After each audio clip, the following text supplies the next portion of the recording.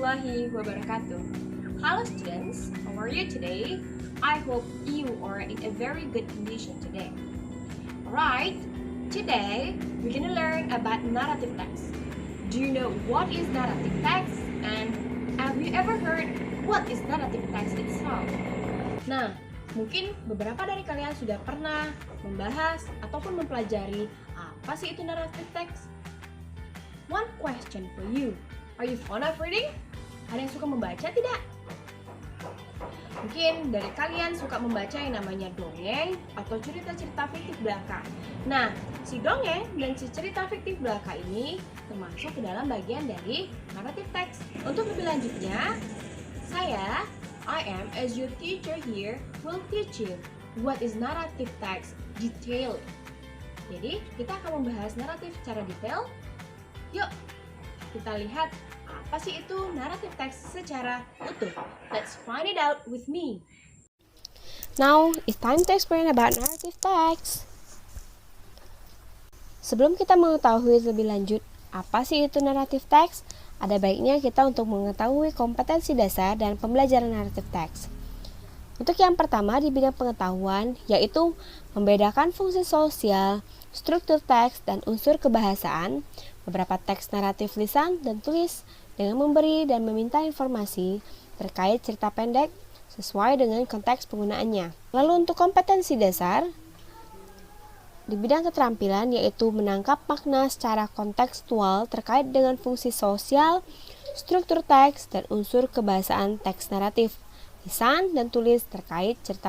Lalu kita akan membahas tentang tujuan pembelajaran, yaitu setelah mengikuti proses pembelajaran, peserta didik diharapkan dapat mengidentifikasi unsur di dalam teks naratif, menangkap makna secara kontekstual terkait fungsi sosial, struktur teks, dan unsur kebahasaan teks khusus dalam bentuk naratif teks, menganalisis beberapa teks naratif di dalam situasi yang berbeda, dan yang terakhir yaitu menjawab pertanyaan berdasarkan teks naratif untuk memahami makna sebuah cerita. Mem akan menjelaskan 5 bagian di dalam teks naratif ini.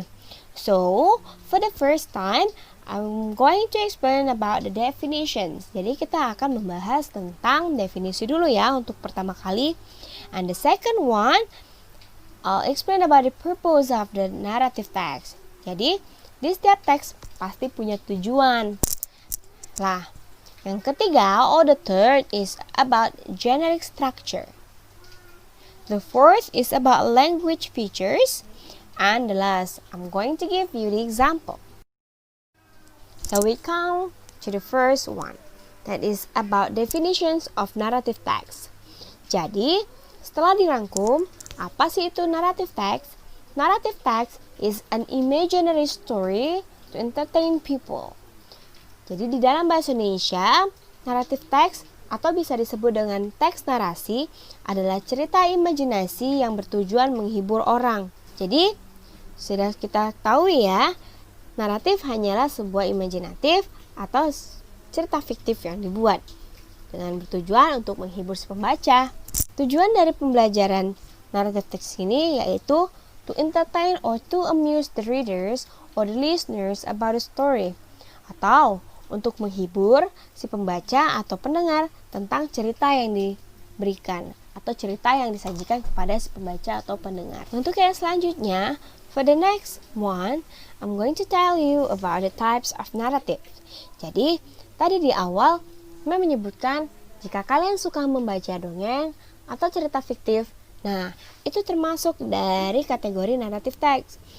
Actually, in narrative text, there are types. There are so many types of a narrative text. The first is about folktale. Folktale in Indonesia disebut dengan cerita rakyat. Nah, cerita rakyat ini merupakan sebuah cerita yang dituturkan turun-temurun, sehingga menjadi bagian dari suatu masyarakat. And the second is about fairy tales, atau bisa disebut dengan dongeng. I think most of you, or maybe all of you, suka dengan membaca dongeng. Terlebih, maybe some of you ketika masih kecil selalu dihantarkan dongeng sebelum tidur. Fairy tales ini ya sama saja seperti cerita-cerita yang dibuat ya. Tidak ada tidak berdasarkan kenyataan yang ada. Nah, and the third is about myth, yaitu cerita mitos. Cerita mitos ini juga merupakan cerita yang banyak beredar dalam masyarakat dan umumnya dianggap sebagai cerita faktual. Nah, and then we come to the next. That is the fourth one, itu tentang fable, atau dalam bahasa Indonesia disebut dengan cerita fabel. Cerita fabel di sini cerita yang menggambarkan tentang binatang. Jadi banyak sekali ya cerita yang menggambarkan tentang binatang atau fable ini. Lalu yang terakhir yaitu legend atau legenda. Jadi cerita legenda merupakan cerita rakyat yang menggambarkan bagaimana sih asal-usul suatu tempat itu terjadi. Nah, di Indonesia sendiri banyak sekali ya. For example, contoh Danau Toba atau Toba Lake. Itu kan merupakan sebuah cerita rakyat. Bagaimana sih Danau Toba itu bisa terbentuk. Itu masih banyak ya, nanti Mem akan menjelaskannya lebih lanjut lagi. Look at this. Kalian bisa lihat there are some stories here. I already provide you some stories. Ini contoh-contohnya. For example, si kancil itu masuk ke dalam kategori fable. And the third, ini tentang, if I'm not mistaken, ini about myth. Jadi cerita-cerita mitos yang beredar atau menjadi cerita turun-temurun dalam suatu daerah. And the legend. Nah, this is, I think some of you already knows about this. Tentang si Sura dan si Baya. Tentang krokodil and also ikan. And then the fourth is about folktale. The geese that laid golden eggs. Nah, ini juga maybe some of you already knows about this story. And this is one of my favorite one, that is about fairy tale. Jadi ini hanya cerita-cerita fiktif yang dibuat. This kind of stories banyak sekali ya. Ada fable, myth, legend, folktale, and fairy tale. Tetap balik lagi ke tujuan. The purpose of these stories is to entertain or to amuse the reader. We come to the next one, is about generic structures. Jadi apa aja sih tahapan di dalam cerita naratif ini? The first is about orientations. Orientation means introducing the participant and informing the time and the place. Jadi di dalam orientations ini bagian memperkenalkan tokoh-tokoh di dalam cerita dan memberitahu kapan dan di mana cerita tersebut terjadi. Next, that is about complications. So in this part, it to describe the rising crisis which participants have to do it. Jadi di dalam paragraf ini atau di dalam complications itu merupakan penampilan masalah di mana tokoh utama terhalang dalam mencapai tujuannya, atau bisa disebut dengan, nah di sini step permasalahan muncul atau mulai terjadi dan berkembang. And the third is about resolution. So in this part, showing the way of participant to solve the crisis better or worse. Jadi menampilkan langkah yang diambil oleh tokoh utama dalam menyelesaikan masalah menjadi lebih baik atau sebaliknya. And the last is about reorientations or coda. So in this part this is actually an optional. Jadi tidak semua di dalam naratif teks itu memiliki yang namanya reorientations ya. Ini hanyalah bersifat optionals. Jadi in this part itu terdiri dari nilai moral atau nasihat dari si penulis. Or it consists of moral lesson or advice from the writer.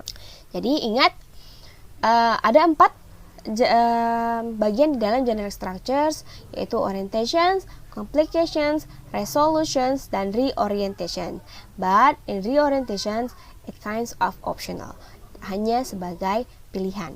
Jadi tidak harus di dalam sebuah cerita naratif, itu nggak harus ya, harus ada yang namanya optional. Kalau mereka cuma hanya punya 3, orientations, complications, and resolution, that's okay, it doesn't matter. Sekarang kita lanjut ke language features of narrative. Apa sih yang ada di dalam naratif ini untuk language features-nya? The first one is simple past tense. And I'm sure all of you already know about simple past tense. Karena biasanya hanya pengulangan-pengulangan saja ya. If you don't know what is about simple past tense, you can open your dictionary. Now, let's see. Di dalam simple past tense ini, yaitu merupakan penggunaan biasanya ada penggunaan kata kerja bentuk lampau seperti they lived in a village. Jadi ada penggunaan past tense. And then the second is about action verb. Jadi action verb means kata kerja aktif seperti went, walk, sang, and slept. And remember, because this is about past time atau bentuk lampau, tentunya kita menggunakan kata kerja kedua. Don't forget, kita menggunakan kata kerja kedua. Kalau dia nggak menggunakan kata kerja, bisa dibantu dengan to be atau bisa disebut dengan nominal sentence. Language features yang ketiga yaitu time connector or conjunctions. Jadi kata hubung seperti then, soon, before, and after. And the fourth dengan menggunakan adjective atau kata sifat seperti beautiful, old, young, rich, etc. And the fifth using adverb. Jadi adverb di sini banyak sekali sebenarnya ya. Ada adverb of time, adverb of manner, adverb of place. Jadi di sini kita mengeneralize saja. Bias kata adverb merupakan kata keterangan. Dia biasanya menggunakan kata happily, carefully, carelessly. Jadi yang diakhiri dengan ly atau ly itu biasanya kata kerja keterangan cara, adverb of manner. Nah, yang terakhir tentang direct and indirect speech. Direct merupakan kalimat langsung atau ucapan langsung seperti should go now, said Laras.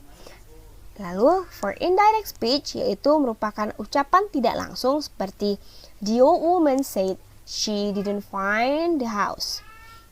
Now let's see. I give you some pictures. I give you some steps. Anyone knows what picture is it? Yeah, I'm sure you already know about this story.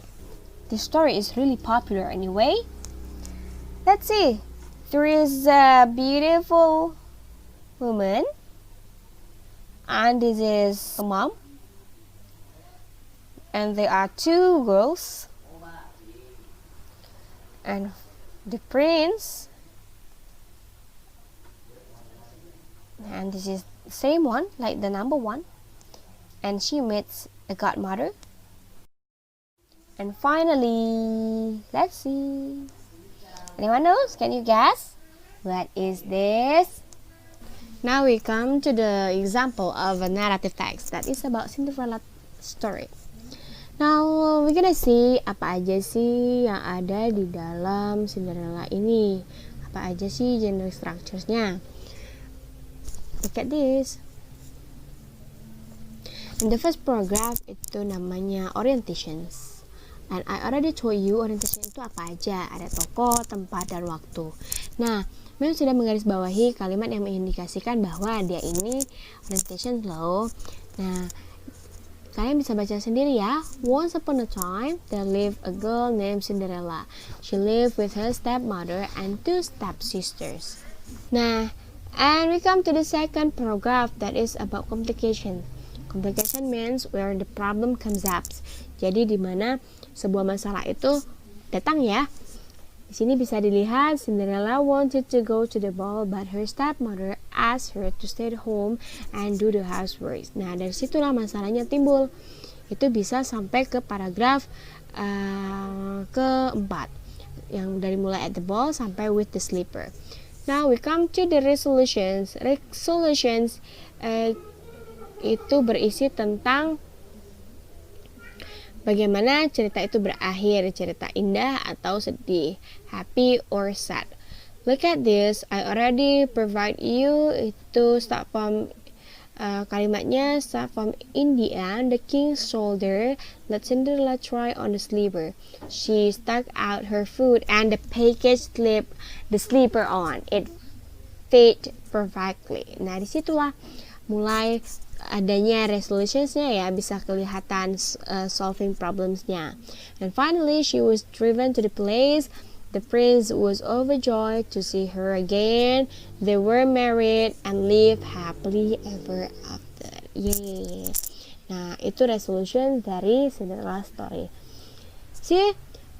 Di cerita Cinderella ini tidak terdapat yang namanya reorientations atau pesan moral atau nasihat dari si penulis, but it doesn't matter. Jadi I already told you, si reorientations itu just an optional, hanya sebagai pilihan ya, tidak kewajiban, tidak harus. Nah, itulah materi yang sudah memberikan kepada kalian. So I hope you can understand, you can you will understand everything that I already give to you, and I hope you can understand about this. If you have some questions or you still get confused about this text, you can contact me or you can ask me through email. So those are the explanations of a narrative text. If you have some questions or you're still confused about the narrative text, you can contact me here and I'm gonna help you. Now, thanks for watching this video and let me end by saying Assalamualaikum warahmatullahi wabarakatuh.